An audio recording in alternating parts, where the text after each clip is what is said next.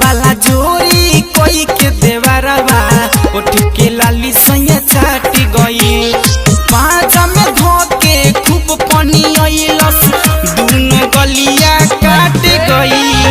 रात वाला जोरी कोई के देवरवा उठ के लाली सैया चाट गई। Music by Ramesh Rasila. चाट गई रात वाला जोरी कोई के देवरवा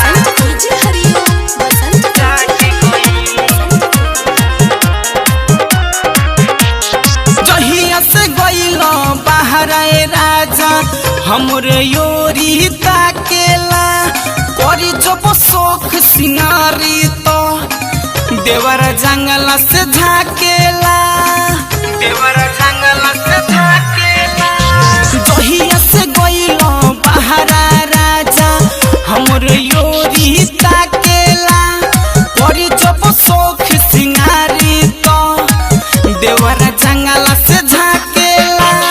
गौरस कोई के घात देवरवा दुनो जो बनावा हताब गई रात वाला जोरी कोई के देवरवा उठ के लाली सैया चाट गई।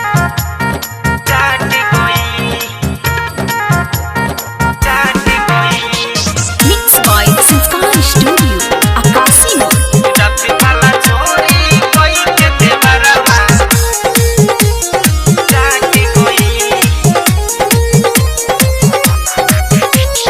लागता कि दर्द दे दी सैया